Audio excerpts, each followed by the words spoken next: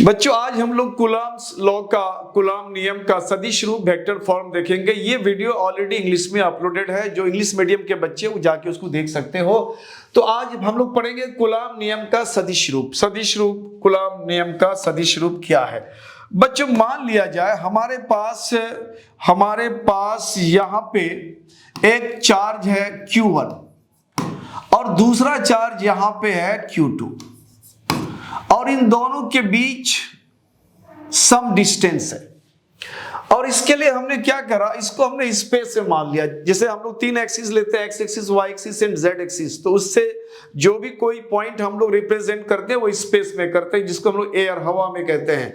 और अगर 2 एक्सिस लेते हैं तो हम लोग प्लेन लेते हैं। तो मान लिया हमने यहाँ पे कोई एक ओरिजिन है O और इस ओरिजिन से इसका डिस्टेंस, या हम लोग यूं कहें कि इसका पोजीशन वेक्टर हमने ले लिया r1 और यहां से इस पॉइंट का, इस चार्ज का, पॉइंट चार्ज का पोजीशन वेक्टर ले लिया हमने r2।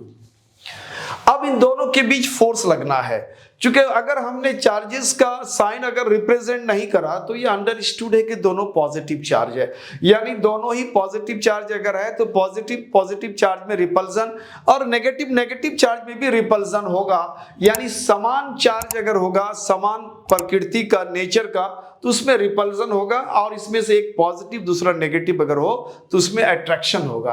तो अगर इसमें रिपल्सिव फोर्स लगेगा तो ये इसको इधर की तरफ रिपेल करेगा।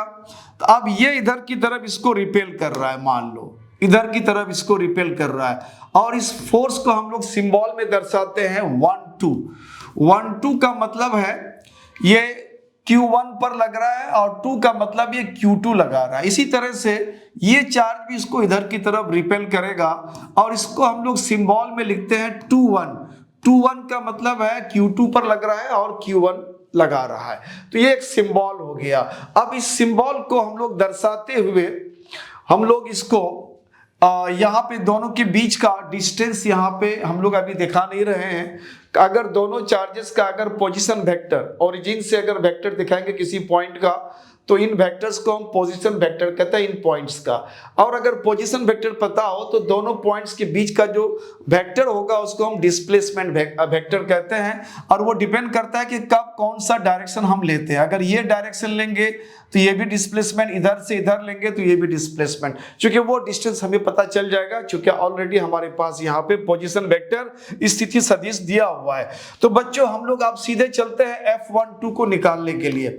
ये जो F12 है तो ये हो जाएगा 1/4πε0 product of charges Q1 Q2 upon distance square. यहां से ये डिस्टेंस देखो, यहां से यानी Q1 से Q2 की तरफ अगर डिस्टेंस निकालेंगे तो उस समय, या Q2 से Q1 की तरफ डिस्टेंस निकालेंगे तो हमें यहाँ डिस्प्लेसमेंट वेक्टर पता करना होगा, चाहे इधर से इधर हो या इधर से इधर हो। अभी हमें इधर से इधर फोर्स का डायरेक्शन दिखाना है, तो यही दूरी लेते हैं हम लोग। जब इधर से इधर की तरफ दूरी लेते हैं तो यहाँ पे जो डिस्प्लेसमेंट वेक्टर होता है वो हेड माइनस टेल होता है। यहाँ पे हेड कौन है? इस पोजीशन वेक्टर का वैल्यू है, यानी r1 हेड हो गया, और इस पॉइंट का पोजीशन वेक्टर यानी स्थिति सदिश r2 हो गया, इसको टेल कहते हैं। तो यहां से इधर की तरफ लेंगे हेड माइनस टेल। हेड है यहाँ पे r1 और माइनस टेल हो गया r2। और जब इसमें मोड लगा देंगे तो अब ये वेक्टर खत्म हो गया, अब ये डिस्प्लेसमेंट हो गया, यानी इनके बीच का ये डिस्टेंस हो गया। इस पर क्या होता है? स्क्वायर होता है, स्क्वायर कर दिया हमने। अब यहां डायरेक्शन शो करना है। अब डायरेक्शन शो करने के लिए डायरेक्शन इधर से इधर की तरफ है, तो किसी भी डायरेक्शन को सिर्फ अगर दिखाना है तो हम लोग उधर की तरफ यूनिट वेक्टर को हम लोग दिखाते हैं। यूनिट वेक्टर से इसको मल्टीप्लाई कर दिया जाए तो डायरेक्शन ये समझ में आ जाएगा। तो अब यूनिट वेक्टर से इसको मल्टीप्लाई करने के लिए यूनिट वेक्टर, अब इधर से इधर की तरफ वेक्टर क्या हो गया? इधर से इधर की तरफ वेक्टर हो गया आपको हेड माइनस टेल। यहां से इधर की तरफ लेंगे, हेड है r1 माइनस r2, ये वेक्टर हो गया इधर से इधर। अब उसी वेक्टर को उसी के मैग्नीट्यूड से अगर डिवाइड कर दिया जाए, उसी के मैग्नीट्यूड यानी उस वेक्टर में अगर मोड लगा दिया जाए तो उसका मैग्नीट्यूड हो जाता है। यानी कोई भी वेक्टर अगर है ए और इसको हम यूनिट वेक्टर बनाना चाहते हैं, ये सिंबल है यूनिट वेक्टर का, तो इस वेक्टर को इसी के मॉड्यूलस से मैग्नीट्यूड से डिवाइड कर देते हैं तो वो हो जाता है यूनिट वेक्टर। यानी इधर से इधर हमको यूनिट वेक्टर लेना है तो इधर से इधर की तरफ जो वेक्टर है r1 माइनस r2 और इसी वेक्टर के मोड से हमने डिवाइड कर दिया तो ये हो गया हमारा यूनिट वेक्टर। अब इस वैल्यू को हमने यूनिट वेक्टर से मल्टीप्लाई कर दिया तो इसमें डायरेक्शन शो हो गया। अगर ये मल्टीप्लाई नहीं करोगे तो ये वैल्यू सिर्फ मैग्नीट्यूड बताता है, डायरेक्शन नहीं बताता है, क्योंकि जब हमने यहाँ फोर्स में सिंबल के साथ एरो दे दिया तो हमें डायरेक्शन भी चाहिए। तो ये हो जाएगा 1/4 पाई एप्सिलॉन नॉट और प्रोडक्ट ऑफ चार्जेस। और ये वैल्यू यहां देखो बच्चों, ये स्क्वायर है और ये वैल्यू देखो ये दोनों सेम है तो इसको हम लोग होल क्यूब कर देते हैं, यानी r1 माइनस r2 इसका होल क्यूब हो जाएगा। अब रह गया बाजू में ये r1 माइनस r2 रह गया। अब इसको हम लोग F12 करके यहां पे हम लोग रख देते हैं। अब हम लोग सिमिलरली अगर F21 की बात करेंगे बच्चों, F21 की बात करेंगे तो यहां पे 1/4 pi epsilon not product of charges Q1 Q2 upon distance square. अब देखो यहां पे, अब ये जो फोर्स लग रहा है 21 इसका डायरेक्शन किधर है, इधर, यानी Q1 से Q2 की तरफ ये लग रहा है। अब ये Q1 से Q2 की तरफ लग रहा है तो उस वैल्यू को हम लोग पहले वेक्टर के शक्ल में दिखाते हैं और फिर उसमें मोड लगा देते हैं। तो अगर इसको वेक्टर के शक्ल में दिखाओगे तो इधर से इधर जाना होगा तो ये हो जाएगा हेड और जहां से चलेंगे वो टेल। तो अगर ये वेक्टर में दिखाओगे तो हेड माइनस टेल, और हेड का पोजीशन वेक्टर क्या होता है बच्चों, r2 होता है और टेल का पोजीशन r1 है। तो यहां हो जाएगा r2 माइनस r1। और चूंकि हमें इसको डिस्टेंस दिखाना है तो इसलिए हमने यहाँ क्या कर दिया, मोड लगा दिया। मोड का मतलब है अब दोनों के बीच का डिस्टेंस हो गया। अब ये डिस्टेंस का स्क्वायर होता है। अब ये वैल्यू यहां तक हमारा ये मैग्नीट्यूड है, मतलब ये वैल्यू सिर्फ वैल्यू बताता है, यानी मान कितना है वो बताता है, डायरेक्शन यहां नहीं बताता है। डायरेक्शन के लिए हमें यहां बगल में यूनिट वेक्टर से मल्टीप्लाई करना होगा। अब हमें इधर से इधर की तरफ चलना है, इधर से इधर की तरफ चलना है तो यूनिट वेक्टर के लिए यहां का वेक्टर निकालो, इधर से इधर का वेक्टर हेड माइनस टेल, यानी r हेड हो गया r2 माइनस r1 अपॉन इसी वेक्टर का मैग्नीट्यूड, तो ये हो गया आपको, ये पूरा मिलके हो गया यूनिट वेक्टर जिसका डायरेक्शन इधर शो करता है।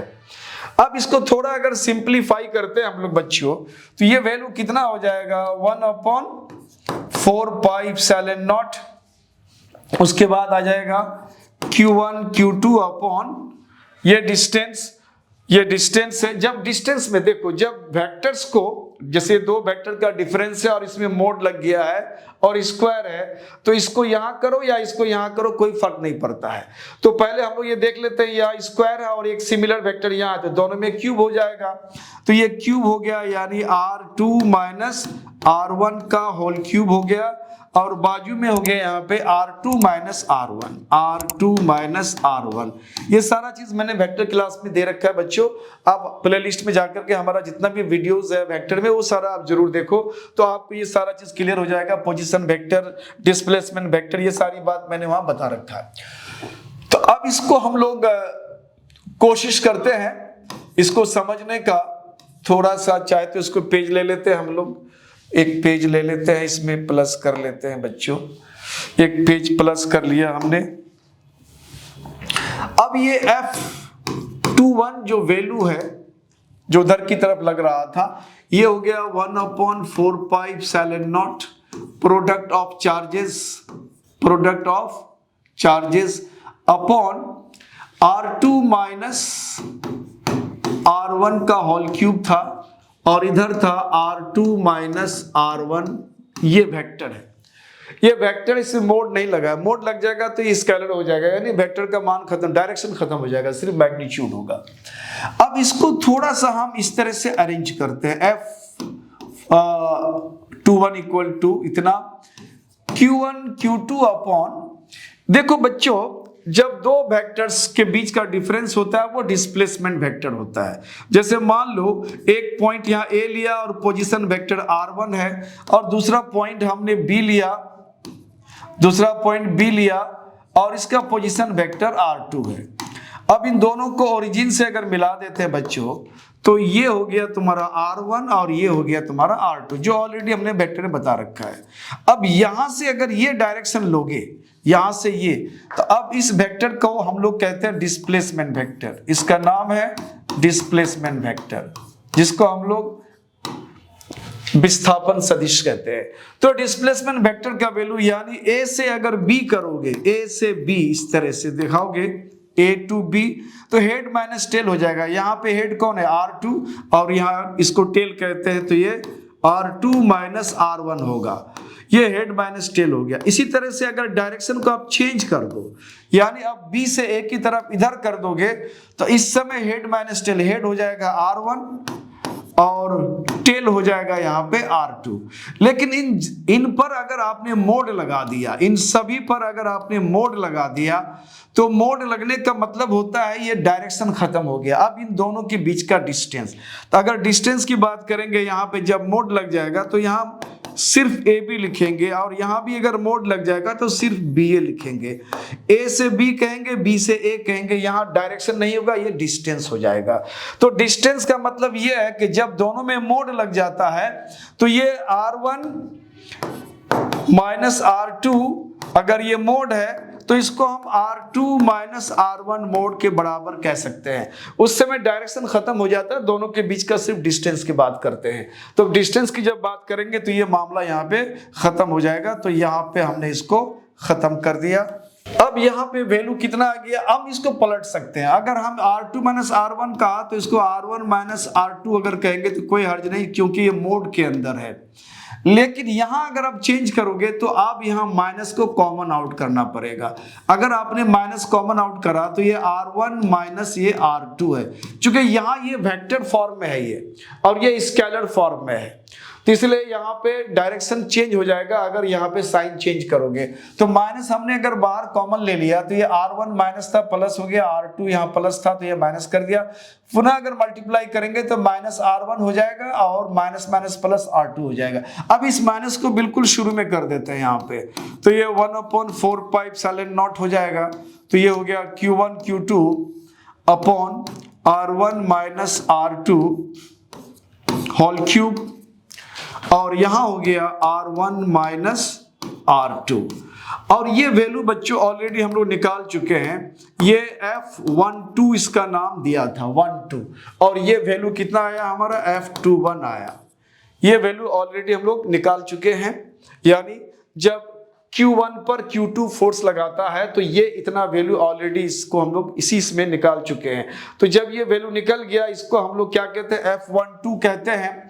तो अब F12 अगर हो गया तो अब ये देखो, ये मैग्नीट्यूड और ये मैग्नीट्यूड इक्वल का मतलब है दो वेक्टर जब इक्वल किया जाता है तो दोनों का मैग्नीट्यूड सेम होता है। और अगर दोनों के बीच में से किसी एक पर नेगेटिव साइन है तो मतलब ये है कि ये एक दूसरे का अपोजिट है।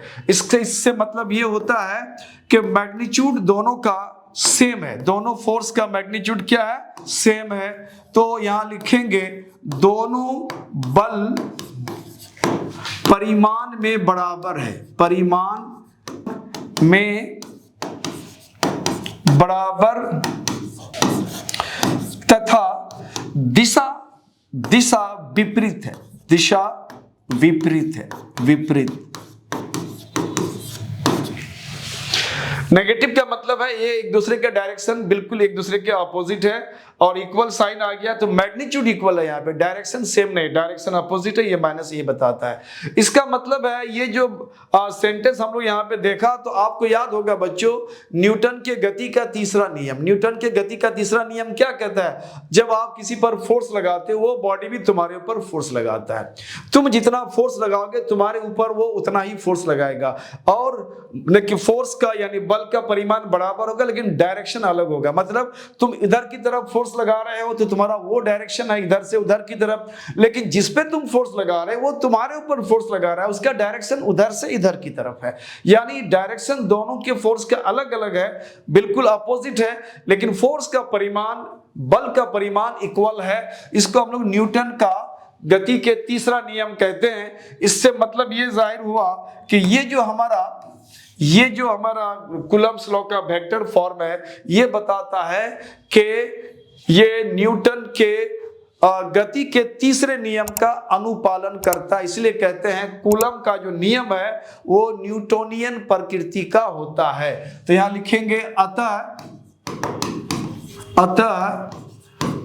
कूलम्ब का नियम